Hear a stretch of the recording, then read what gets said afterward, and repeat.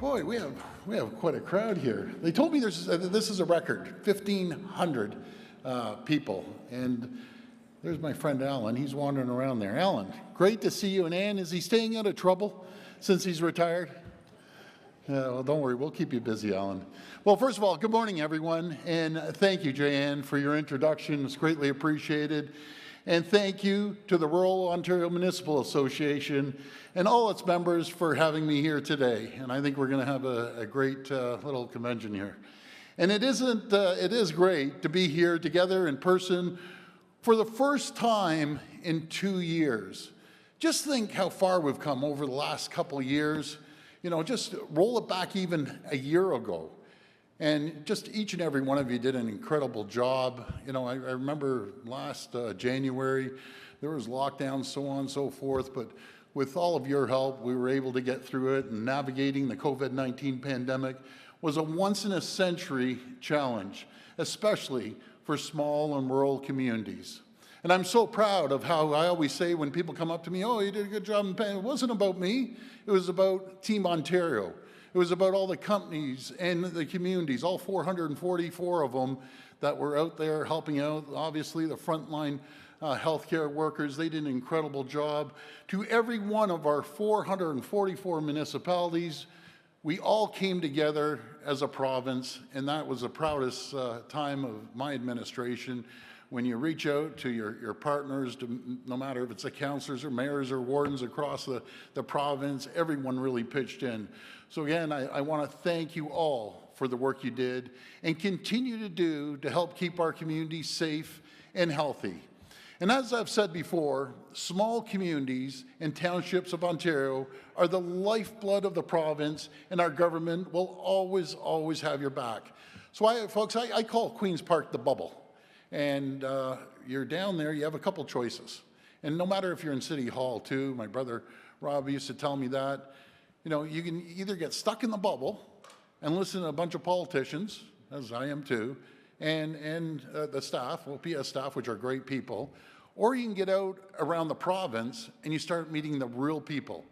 And people wonder, I love how Robin gave her phone number out. I can see giving your phone number out is catching around the province. But you wonder why I give my phone number out? Because you have ears and eyes right across the province, and you hear what's going on the ground versus what's going on at Queen's Park. So I just love getting out and paying everyone a visit, because we know that if our rural communities are successful and prosperous, then all of Ontario is successful and prosperous.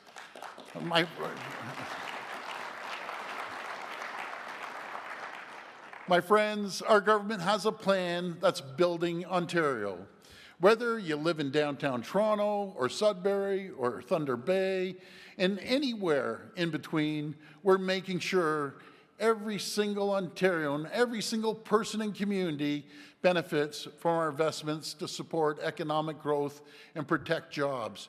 So the job numbers came out last month, and you see around the world, you see the challenges. You know, they say economic slowdown, and see the U.S. had 2 negative quarters.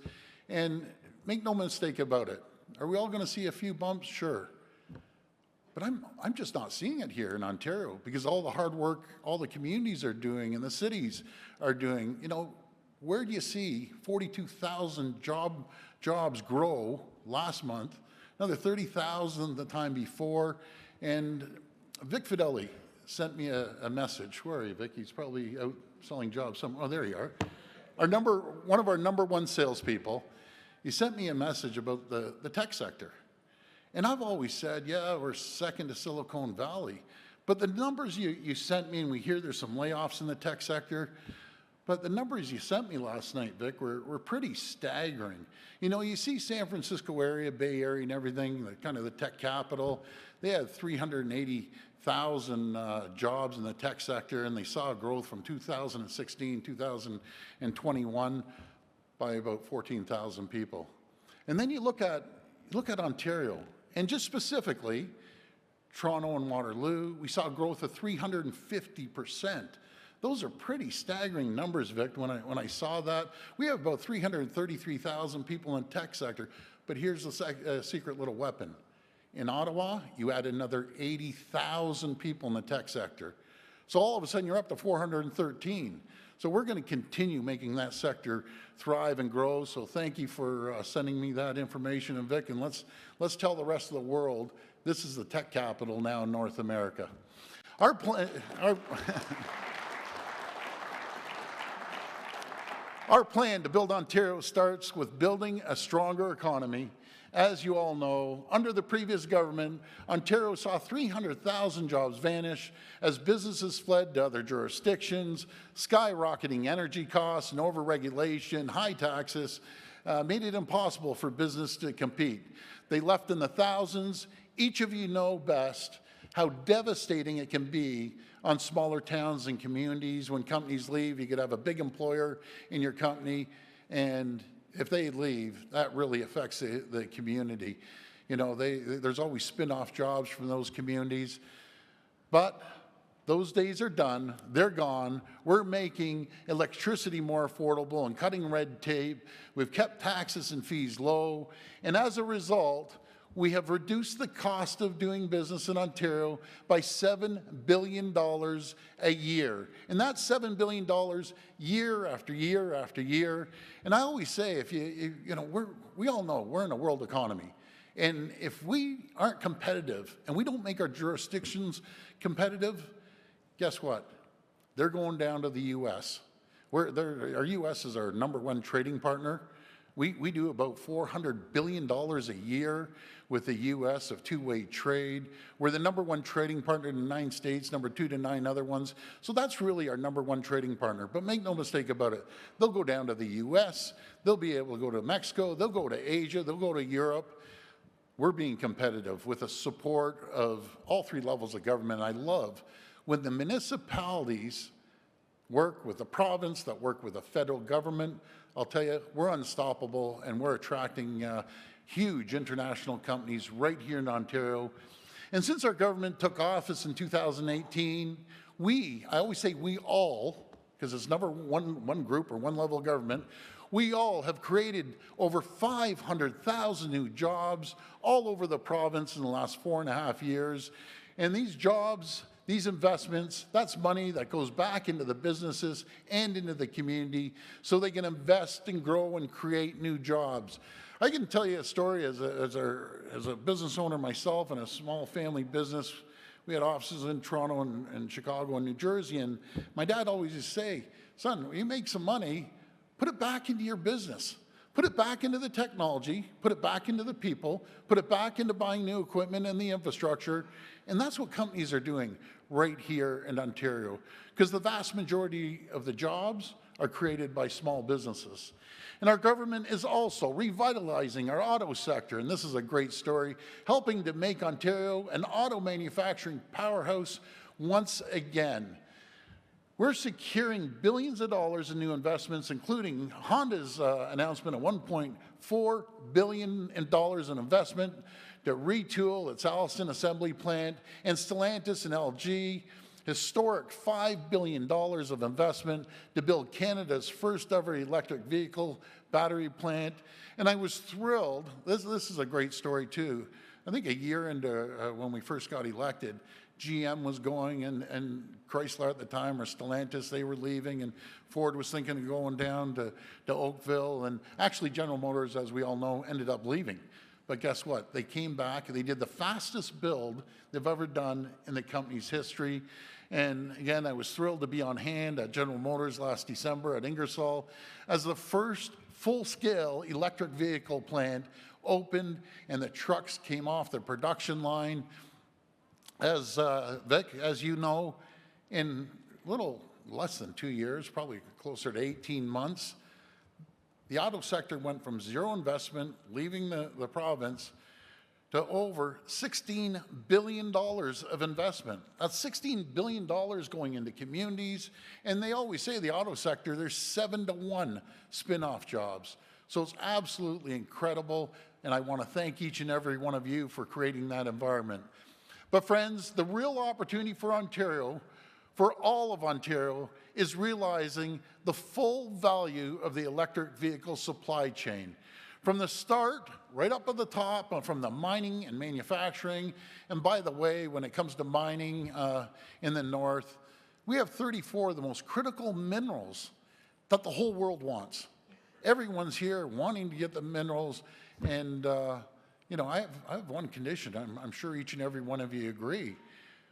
We should never, ever ship our critical minerals, no matter if it's the lithium or cobalt or graphite or nickel, over to other countries so they can produce batteries in their country and ship it over to Ontario. It doesn't work that way.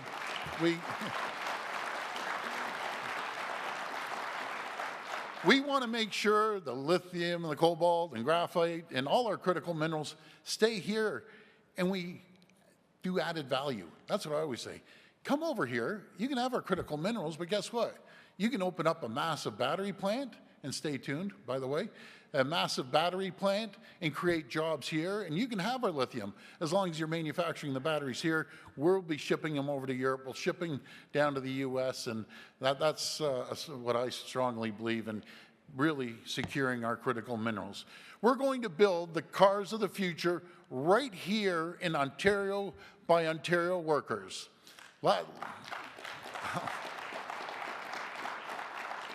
Last year in Thunder Bay, I had an opportunity to stand shoulder to shoulder with some of the amazing miners, and I'll tell you, these folks are as tough as nails, and they're great, salt of the earth.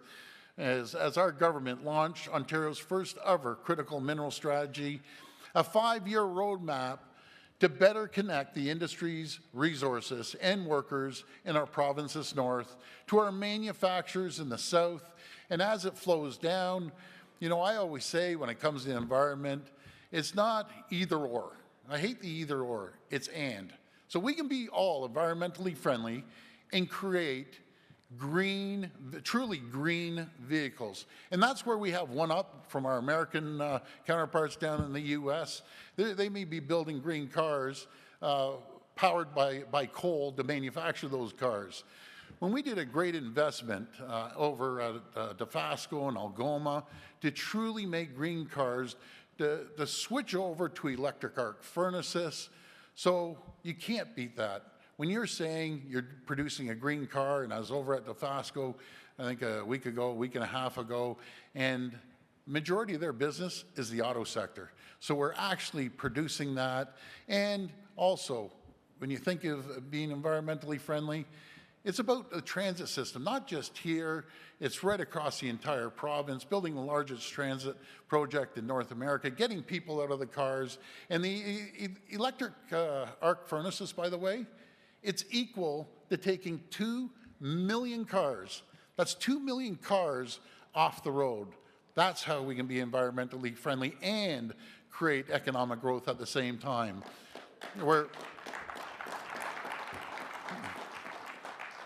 Thank God I got Alan and Ann there. Thank you. We're also strengthening the manufacturing sector in Eastern and Southwestern Ontario. Through our regional development program, we have invested more than $70 million since 2019 to help create more than 1,400 jobs. And we're investing in our province's agri-food sector, which is so important, with a goal to increase Ontario food production by 30% over the next 10 years. As someone told me, there's never been more food produced in Ontario than right now and over the last year or so, helping to ensure our province's food supply chain remains safe, strong, and stable. Another priority, thank you. Another priority for our government is to find more ways to keep costs down for Ontario families. You know, each and every one of us have a choice when you get into elected office. You can either run it the way government runs it and just willy-nilly and don't care and just raise taxes, which I don't believe any of you believe in, or you could run it like it's your own money and it's your own business.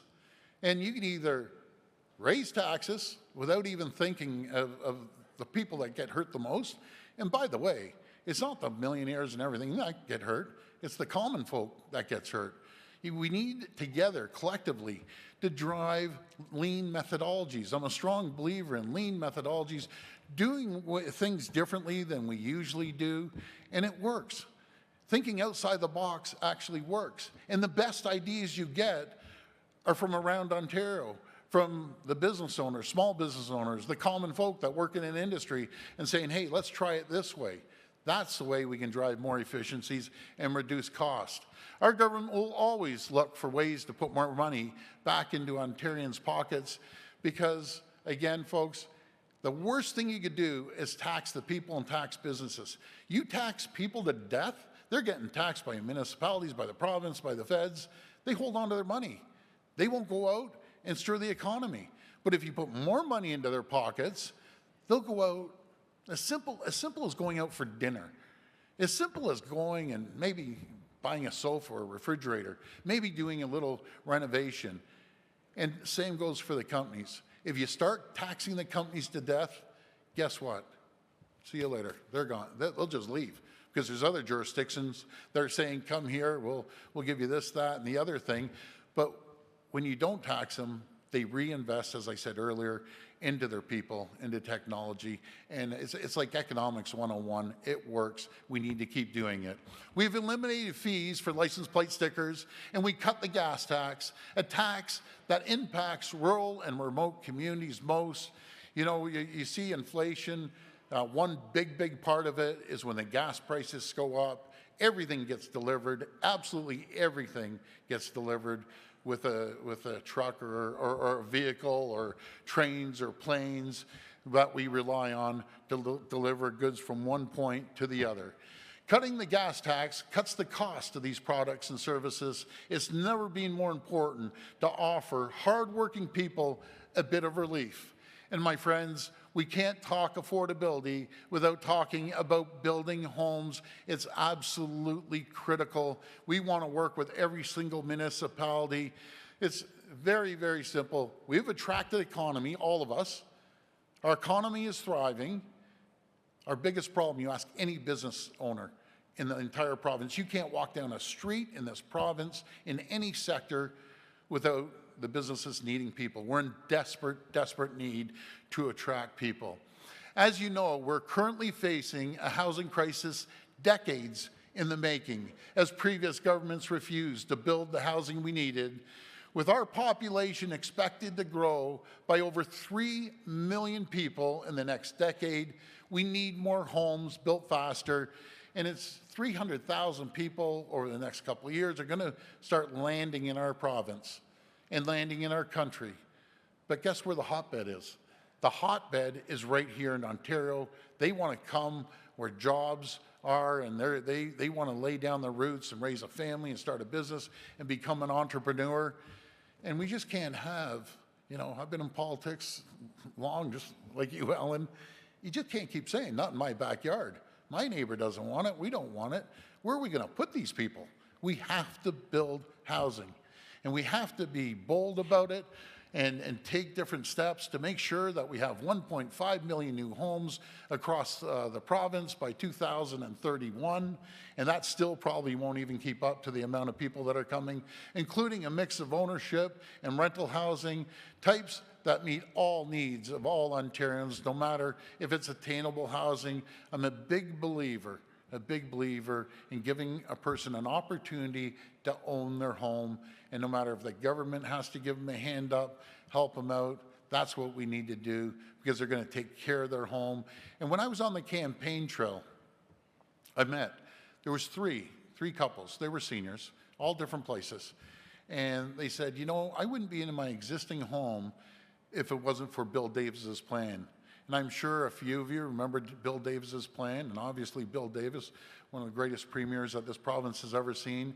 But again, it was about attainable homes, helping them up and get a simple home. They can move on to maybe another home as their family grows. So obviously, right away, I made a few phone calls, pulled Bill Davis's plan out, and take the best ideas and modernize it to today's times. It's simple economics. It's supply and demand. We need to work together to build new homes to make home ownership more attainable for people.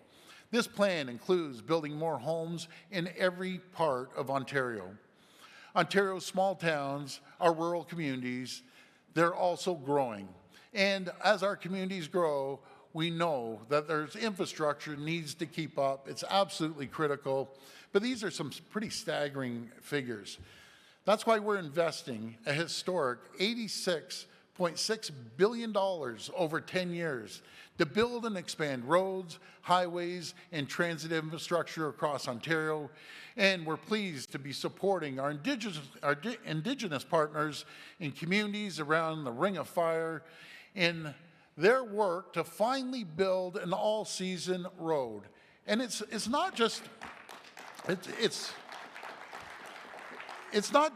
about getting to the Ring of Fire. It's about improving access to everyday essentials like fuel and groceries and healthcare for those communities.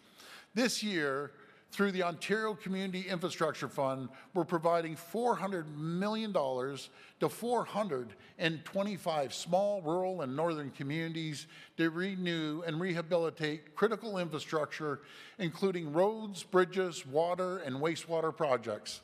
Another critical piece of infrastructure that is being long ignored is connecting all Ontarians to modern broadband internet. I always say, roads are critical, right? The bridges are critical and the highways are critical. But a lot of people that I speak to in Toronto, they're absolutely shocked to learn that not everyone has access to broadband and internet. And Ellen, I can go up to Caledon and you're breaking up and you can't get access to internet. But in saying that, we're putting a tremendous amount of money and we're going to fix it and we're going to get it done right away. As part of our nearly $4 billion multi-year investment, we're bringing reliable high-speed internet access to every single region of Ontario. Even the flying communities are going to be high-speed internet. That's what changes people's lives. That's what changes businesses' lives when they're in the far north and they can't get internet service. But the good news is, it's all going to be done by the end of 2025, which is pretty staggering. And I also want to say, if you look at right across the board, we're putting, I was updated the other day, close to $200 billion. That's $200 billion of infrastructure over the next 10 years. I also want to speak briefly about our healthcare infrastructure and how we're connecting all Ontarians, including those who live in rural communities, to more convenient care closer to home. And I have to mention, I say she's an all-star. She really is my deputy premier, my right-hand person, the Minister of Health. And what you're going to hear from the Minister of Health and Minister Jones in just a little while, and she'll tell you some of the initiatives. And the last week was phenomenal. And the minister was out there, and no one has more pressure on them in a government than the Minister of Health. It doesn't matter what party you're from, but the pressure that comes from health is absolutely staggering. But Sylvia's done an incredible job, another good Caledon gal there, and she's just doing everything she can. And last week's announcement was absolutely incredible, each and every one of them. But I do want to say that our government is making historic investments in healthcare. We're adding 3,000 more hospital beds across the province, with 50 major hospital infrastructure projects underway. And there's very few communities that either are not going to get an addition to their hospital or going to get a brand new hospital. We're investing in 50 infrastructure projects, and we'll be investing more next year and the year after, to a tune of $40 billion. That's $40 billion putting back into our healthcare system, including many outside major cities like Bracebridge and Huntsville and Collingwood and Brant and Grand River, and just to name a few. I can keep going. People who live in more rural and remote parts of Ontario deserve to receive care in modern, state-of-the-art hospitals just like anyone else. And as we build new hospitals, we're expanding Ontario's healthcare workforce. We've increased funding to recruit, retain, and train nurses and other staff in the healthcare sector, including for our rural and remote communities. We're hiring healthcare workers has always been very, very difficult, especially in the north. So last week, as a lot of you heard, Minister Jones and Minister Dunlop unveiled our plans to expand the popular Learn and Stay grant. So this grant pays for all the costs of the tuition, books, and other supplies for students in high-demand fields, including nursing, paramedics, and lab techs, in return for agreeing to work in an underserved area of the province, including our rural and remote communities. And we're making it easier, faster, and more convenient for Ontarians everywhere to access quality care close to home, and that is home care. We're a big believer in home care because no one wants to end up in the hospital. My friends, our government is creating the conditions for jobs to grow and businesses to succeed. We're working to make life more affordable for Ontarians and to keep in line with the theme of this year's conference. We're breaking new ground on new homes and new infrastructure projects in every community in this province, from North Bay to Owen Sound and everywhere in between. But as we navigate global economic uncertainty, we know there's more to do. We must all stay focused. We can't take anything for granted. And I look forward to working with each and every one of you to make a stronger Ontario and to make sure that every community in Ontario is the best place to live, work, and raise a family. I want to thank each and every one of you. Enjoy the rest of the conference, and may God bless the people of Ontario. Thank you, everyone.